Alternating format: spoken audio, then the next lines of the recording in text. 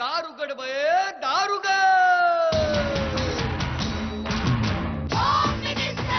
कोणाला बघ, शाळेला उशीर होतो. आज कामवाली बाई पण नाही आली. पदरावरती सरकारीच्या मोरनाच राहावा, संसारातून वेळ काढून खेळ खेळूया नवा. मांजेकर पैठणी घेऊन आला. पहिली उघडताना जा. रोज वस्तूचं देणार.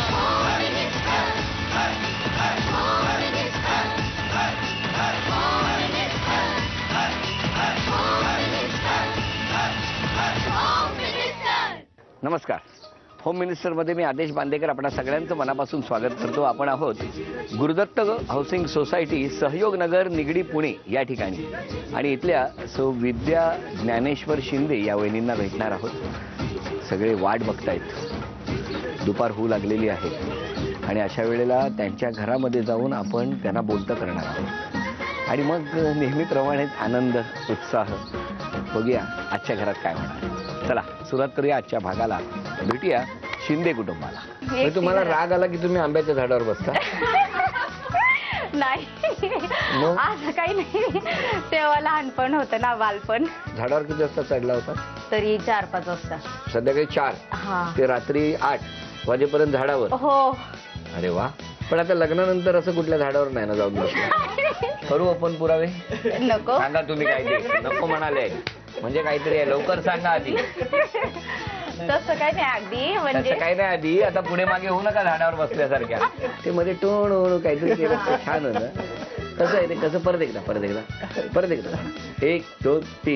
लाल दुपट्टे वाली तेरा नाम तो बता. वा वा.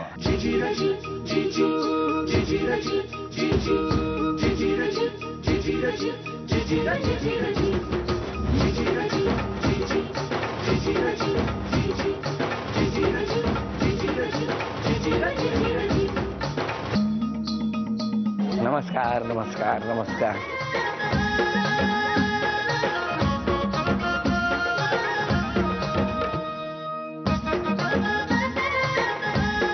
अरे हो हो हो.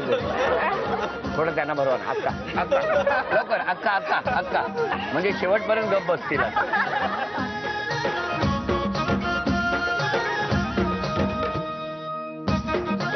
धन्यवाद. अरे बापरे. गणपती बाप्पा मंगलमूर्ती. धन्यवाद. नमस्कार. नाव सांगा. विद्या ज्ञानेश्वर शिंदे. उखाणा पाठ केलाय ना? तसं काही नाही अगदी. तसं काही नाही अगदी म्हणजे आहे लक्षात. म्हणा. एकच आयुष्य, एकच ध्यास, अमित्राव माझ्या जीवनाचा श्वास. हे बरं आहे. पेढा मात्र एकट्यानेच खाल्ला. द्या ओळख करून सगळ्यांची. हे मिस्टर. नमस्कार. ह्या सासूबाई. नमस्कार. ती आई. नमस्कार आई. बहीण. नमस्कार. ह्या मामी. नमस्कार. हे वडील. नमस्कार बाबा. सासरे. नमस्कार. हा मुलगा. काय नाव? हर्ष. बर. हे दीर. हा. आणि त्यानंतर नमस्कार. आणि हे सगळे? हे बाकी सगळे आमची गुरुदत्त हाऊसिंग सोसायटी परिवार. नमस्कार सगळ्यांना. आणि या आजी का? हा, ह्या आजी. चला आजींना नमस्कार करूया आणि सुरुवात करूया आजच्या गप्पांना. सासू सासरे मायाळू, दीर माझ्या हौशी. नरेश रावांचं नाव घेते. होम मिनिस्टर आले आमच्या घरी. पैठणी घेऊन जाणार, माझा जोर दाखव. विवाहाच्या 2 बाजू, सासर आणि माहेर. शहाजीरावांनी दिला मला सौभाग्याचा आहे. नमस्कार. कुठलं बालपण? देहू. हा. म्हणजे खुद्द देऊगाव? देऊगाव. आणि देऊच्या म्हणजे अलीकडं आहे झेंडेमळा, पण देऊच सांग. काय गावाचं नाव? देऊगाव. देऊ झेंडेमळा. बरं, मला तुम्हाला विचारायचंय, माहेरी घरी कोण कोण? आई वडील, बहीण भाऊ. आजी आता नाहीये. तुम्ही किती भावंड? 3 एकूण. 2 बहिणी आणि 1 भाऊ. बरं मला सांगा, आंब्याच्या झाडावर कधी बसलायत का? हो. कारण ते तिकडे देऊगावात झाडं वगैरे असतील ना? हो, झेंडेमळ्यात आहे ना, शेती भरपूर आहे तिकडं. आहे? हा. तुम्ही शेतात काम केलंय? केले थोडंफार. हा, मग काय झालं आंब्याच्या झाडावर? लहानपणी असं म्हणजे माझी मम्मी गेली होती माझ्या बहीण भावांना घेऊन जत्रेला गावाला आणि मी घरी होते. जत्रेला म्हणजे कुठे? सातारला. साताराला. मग तिकडं गेल्यामुळं मग वडिलांजवळ मला ठेवलं होतं ना. आणि त्या आम्ही झोपलेलो होतो, माझे वडील मला घेऊन झोपलेले होते आणि ते मी उठले तेव्हा ते घरात नव्हते. मग मला खूप राग आला, म्हणजे मला एकटीला घरात ठेवून कुठं गेले ते, म्हणून मी त्या मला माहिती होतं नॅचरल म्हणजे ते कुठं असतील ते. तर शेतात ते एका झाडाखाली बसायचे ना असे मित्र तिथं गेले तर ते तिथंच होते. पण मला खूप राग आला होता ना, म्हणजे असं मला का ठेवून गेले म्हणून मी तिथंच त्या झाडावर जाऊन बसले होते. आणि तिथले सगळे लोक घरी गेले तरी मी तिथंच थांबले होते. रात्री अंधार पडला तरी मी तिथंच थांबले होते आंब्याच्या झाडावर. हो, म्हणजे असं मला खूप राग आला होता, मला का सोडून गेले म्हणून. तुम्हाला राग आला की तुम्ही आंब्याच्या झाडावर बसता? नाही, असं काही नाही, तेव्हा लहानपण होतं ना, बालपण, म्हणून बसला होता. आणि मग कधी आलात झाडावर? रात्रीच सगळी शोधाशोध, सगळ्या गावात सगळे शोधायला लागले की आता ही मुलगी आणि कुठं जाऊन बसली. मग एका असंच माणसाने पाहिलं, मग त्यांनी माझ्या वडिलांना सांगितलं. मग वडील आले, खाली ये खाली ये खाली उतर, असं मला खूप. किती वाजता? असं रात्रीचा अंधार पडला होता, तरी आता टायमिंग एवढं फिक्स नाही. किती वाजता बसला होता झाडावर? किती वाजता चढला होता? तरी 4-5 वाजता. संध्याकाळी 4 ते रात्री 8 वाजेपर्यंत झाडावर? हो. अरे वा, छान होतं ते झाड बसायला. हो का? म्हणजे बसल्यासारखं होतं, एवढं अवघड नव्हतं, सोपं होतं. हा. अच्छा. पण आता लग्नानंतर असं कुठल्या झाडावर नाही ना जाऊन बसलं? इथं झाडच नाही सिटीत जास्त. माझ्या मिस्टरांनी लग्नाच्या आधीच कापून टाकली. आणि मग लग्न कसं जमलं तुमचं? लग्न, मी जॉबला होते एका कंपनीमध्ये, तिथं आईचे मामा पण होते. तर त्या कालांतरातच हे आले तिथं. कालांतरात म्हणजे त्यावेळेतच हे आले, म्हणजे त्यांनी जॉईन केली कंपनी. मग त्यांनी मला पाहिलंय वाटतं. तर पाहिलंय वाटतं? बोलवा त्यांना. पाहिलंय वाटतं त्यांना म्हणजे त्यांनी मला पाहिलं असं. बोलवा ना आधी त्यांना. हा, या या.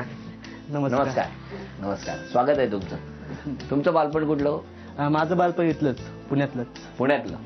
सगळं शिक्षण पुण्यामध्ये येते. आणि मग कंपनीत कुठल्या गेला? चाकणला. मग काय झालं तिकडे? काय नाही, जस्ट म्हणजे मी कंपनी जॉईन केल्याच्या नंतर मी ज्या सरांच्या अंडर होतो, तर हिजे मामाच होते ते. म्हणजे त्यांनी त्यावेळेला हिला स्थळ बघायला चालू केलं होतं त्यांनी. मग त्यांनी एक जस्ट हे केलं की बाबा एक स्थळ आहे बघा, आणि माझं पण बघणं चालूच होतं त्यावेळेला. तर मग त्यांनी घरच्यांना सांगितलं, मग आम्ही घरचे सगळे त्यांच्या घरी जाऊन मग बघितलं. झालं. आठवतो तो दिवस हे बघायला आले होते तो? हो. पण मला सांगा, कंपनीत हे तुम्ही दोघांना एकमेकांना बघितलं होतं की नाही? हो. तुमच्या मनात होतं की नाही? नाही काय म्हणजे सुरुवातीला ह्यांना नव्हतं मी पाहिलं, त्यांनी मला पाहिलं होतं. तुम्ही कधी बघितलं होतं? म्हणजेच मी कंपनीत जॉईन झालो, ॲज अ ज्युनियर इंजिनियर म्हणून जॉईन झालो. आणि ती ह्याला होती, इन्स्पेक्शनला होतं आणि मी प्रोडक्शनला होतो. तर इन्स्पेक्शनचं आणि प्रोडक्शनचं थोडाफार लांबून संबंध यायचा. तर मग 1-2 दिवस झाले होते मला जॉईन होऊन, त्यावेळेस बघितलं होतं. हो. मनात आलं होतं काहीतरी? हा, मनात आलं होतं, म्हणजे तसं नव्हतं. खरं काय ते बोला. हा, खरंच नव्हतं, तसं काय नव्हतं. म्हणजे हिच्या मामाच्या अंडरच होतो आम्ही. तर त्यांनी म्हणजे हे केलं की बाबा ते नंतर. पण आधी तुम्ही एकमेकांना बघितलं होतं? नाही, म्हणजे ते झाल्याच्या नंतर हे केलं आम्ही. खरं सांगा, खाणाखुणा झाल्या होत्या? माझ्याकडे पुरावे आहेत. करू आपण पुरावे? नको. सांगा तुम्ही काय ते. नको म्हणाले म्हणजे काहीतरी आहे, लवकर सांगा आधी. तसं काही नाही अगदी, म्हणजे आता पुढे मागे होऊ नका झाडावर बसल्यासारख्या. म्हणजे त्यांनी मला पाहिलं होतं ना, मग त्यांनी मला कंपनीत बोलले असं, तर मी म्हटलं डायरेक्ट आपण घरीच. थांबा. म्हणजे तुम्ही आधी घरी जाण्यापूर्वी यांना विचारलं होतं? नाही, ह्यांच्या मामांनी विचारलं. मामांनी विचारलं ना आम्हाला की आहे तर बघून घ्या. तर मग मी विचारलं होतं आता इन्स्पेक्शन होतो, तर ती बोलली काय प्रॉब्लेम नाही, या घरी या, असं झालं. म्हणजे आधी ठरलेलंच होतं? नाही, आधी ठरलं नाही. म्हणजे काय प्रॉब्लेम नाही? 1 मिनिट, काय प्रॉब्लेम नाही असं आधी म्हणाले, म्हणजे काही प्रॉब्लेम नाही, तुम्ही फक्त घरी या, बरोबर ना? नाही, असं अडचणीत आणलेलं. बरं, आता एक अक्षर देतो, त्याच्यावरून गाणं म्हणायचं तुम्ही. हा, त्याच्या शेवटच्या अक्षरावरून तुम्ही गाणं गायचं. हा, अक्षर आहे प. का? हा, प का. परदेसी परदेसी जाना नहीं, ओ जाना नहीं, मुझे छोड़ के परदेसी मेरे यारा भूल न जाना, हमें याद रखना कहीं भूल न जाना, परदेसी परदेसी जाना नहीं. हो. हम तुम पे मरते हैं, हम तुम पे मरते हैं. वा, वा. मरते हैं, हम तुम पे मरते हैं. बरं. हो. हमें तुमसे प्यार कितना ये हम नहीं जानते, मगर जी नहीं सकते तुम्हारे बिना, तुम्हें कोई और देखे तो जलता है दिल, बड़ी आठवतच नाही मला. बडी ड ड आपला कसं शब्द दिलाय. घ्या ड. दुसरं म्हणा, दुसरं नाही दुसरं चालत. ल ल ल. लाल दुपट्टे वाले तेरा नाम तो बता, नाम तो बता, तेरा काम तो बता, नाम तो बता. ते मध्ये टोण काहीतरी केलं तर छान होतं. कसं आहे ते, कसं? परत एकदा म्हणा. 1 2 3. लाल दुपट्टे वाली तेरा नाम तो बता, वा वा. तेरा नाम तो बता, तेरा काम तो बता, तेरा नाम तो बता. शेवटची काही मिनिटं राहिली आहेत, लवकर. दुसरं म्हणलं तर बरं म्हणा, कुठलंही म्हणा, तुमच्या आवडीचं म्हणा. चला. कसम की कसम है कसम से हमको प्यार है सिर्फ तुमसे, अब ये प्यार न होगा फिर हमसे, कसम की कसम है कसम से. जात्यावर बसून म्हणताय असं वाटतं. स सातों जन्म में तुझे तेरे साथ रहूंगा यार, मैं भी एक मर भी गया है सनम, तेरे साथ रहूंगा यार. त्यांना गाणे नाही येतात. मग तुम्ही म्हणा हे कसं होतं, त्याला सांगा हे बरोबर कसं आहे ते. सॉरी नाही पण छान म्हटलंय. तुम्ही सांगा लवकर. 1 2 3. लवकर लवकर लवकर. सातों जन्म में तुझे करता रहूंगा प्यार, मर भी गया तो मैं तुझे करता रहूंगा प्यार. आता 7 जन्म यांचं तसंच राहू दे प्रेम, पण इथे 8 वस्तू येणार आहेत. त्यापैकी 4 वस्तू यांना मिळणार का आपण बघूया. 8 वस्तू आहेत, 4 वस्तू मिळू शकतात. 1 रुपयाचा टॅग मिळाला तर 4 संधी.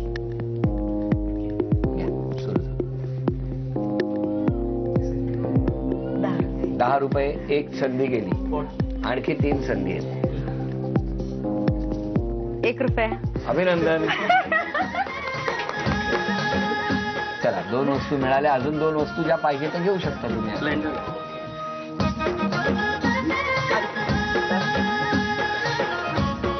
वस्तू पण उचला.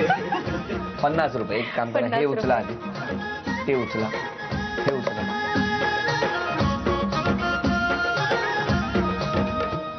आता 1 वस्तू राहिलेली आहे. तू कुठले घ्यायची बाबा? भाऊ घ्यायचं मी घड्याळ घ्यायचं.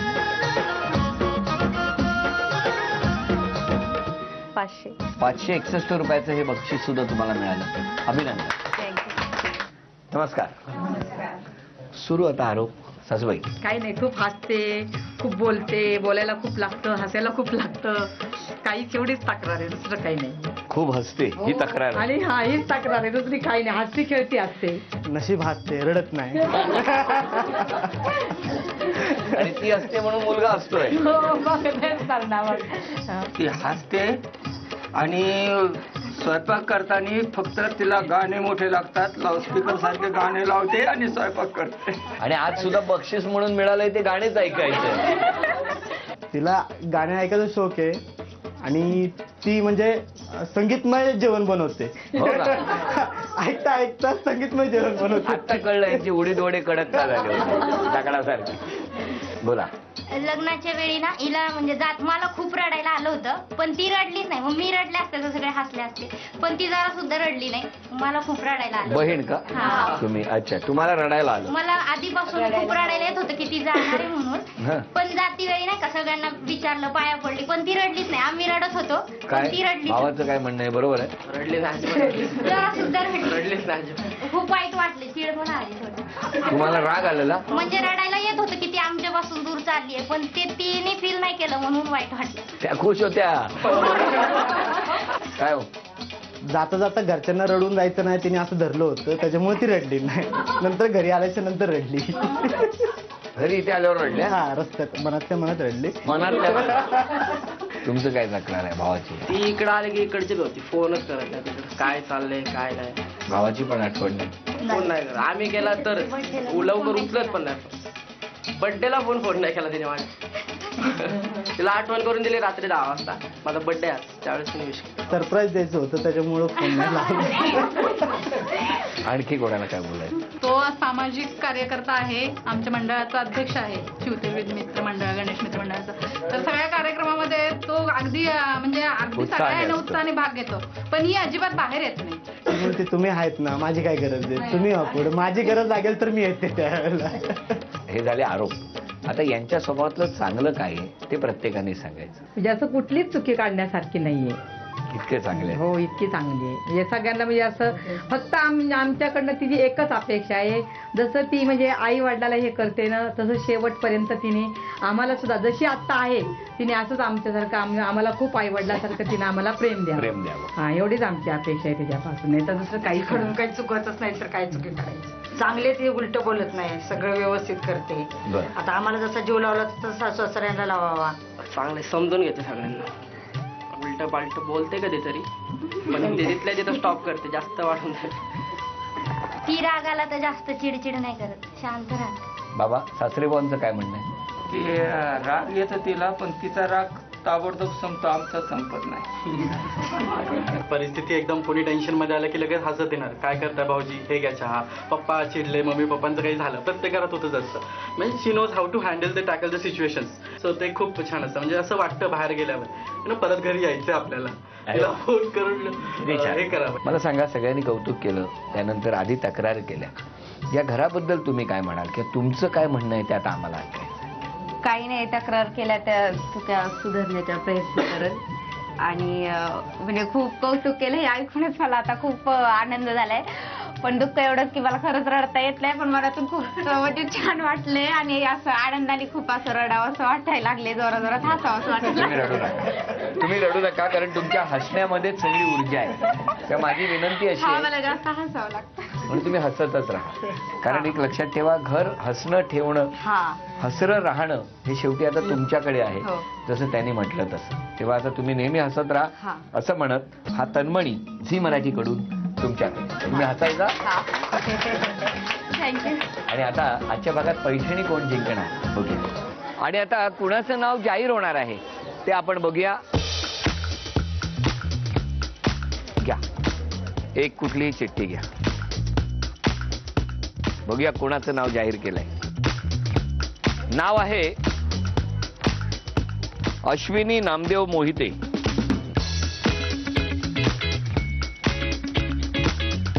नाव सांगा. अश्विनी नामदेव मोहिते. काय झालं, तुम्हाला टेन्शन आलंय? मग त्यांना काय सांगत होता? काय कापरं भरलंय, काय म्हणाला? घरी कोण कोण आहे? मिस्टर आणि मी आणि माझी मुलगी छोटी. काय करतात मिस्टर? ते इन्शुरन्स एजंट आहेत. गाणं म्हणा. धनदौलतीचा नसावा गर्व, पैशाचा नसावा लोभ, शिक्षणाचा नसावा अभिमान, गोरगरिबांना द्यावा मान, सर्वांना द्यावी सवलत, नामदेवराव हीच खरी धनदौलत. अरे वा वा. आपण शुभेच्छा देऊया दोघींनाही आणि बघूया कोण जिंकणार पैठणी. खेळ सोपा. एक जाळी मधोमध ठेवलेली आहे. स्माइली चेंडू स्पंजचे इथून टाकायचे, ते जाऊन त्या जाळीवरती थांबले पाहिजेत. दोघींनाही 10-10 संधी. दोघींपैकी ज्यांची गुणसंख्या जास्त होणार त्या ठरणार आजच्या भागातल्या होम मिनिस्टर, ज्यांना मिळणार आहे. तुमच्यापासून सुरुवात. मधोमध येऊन उभ्या राहा आणि टाका.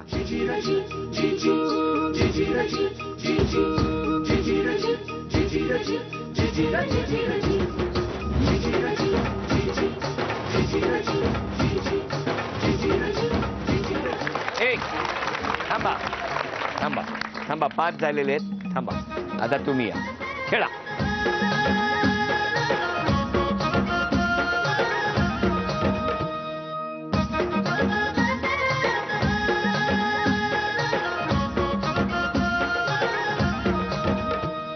आतापर्यंत गुणसंख्या 1-0. पुढचे 5 टाका.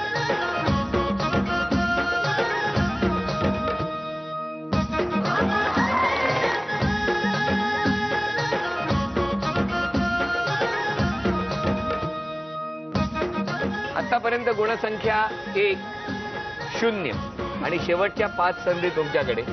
आतापर्यंत 1 गुणांची आघाडी आहे. बघूया काय होणार.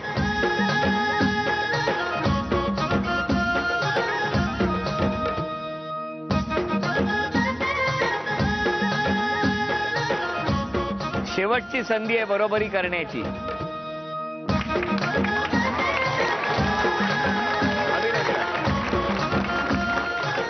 झी मराठीकडून ही भेटवस्तू तुमच्यासाठी. अभिनंदन. मिस्टर मोहिते घरी आले ना की त्यांना सांगायचं आज मी तुमच्यासाठी काहीतरी घेऊन आलो. ही भेटवस्तू मिस्टर मोहिते. उपविजेत्या ठरल्या शिंदे वहिनी. शिंदे वहिनींना झी मराठीकडून हे चांदीचं नाणं. काही वेळापूर्वी एखादी गोष्ट माहीतही नसते, आपल्याला एखादी गोष्ट मिळावी असं वाटतही असतं. महत्व असतं ते त्या क्षणाला, आणि तो आजचा क्षण साधला मोहिते वहिनींनी. अभिनंदन मोहिते वहिनी. तथास्तु पुणे यांच्याकडून ही पैठणी. अभिनंदन.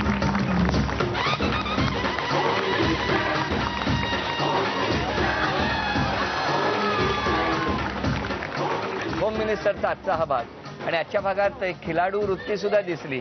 मला आता कळलं की नेहमी आमच्या शिंदे वहिनी का हसतच असतात, कारण आज सुद्धा आपल्या समोर राहणाऱ्या मोहिते वहिनी जिंकल्याबरोबर त्यांना उचलून घ्यायला शिंदे वहिनी पुढे सरसावल्या होत्या.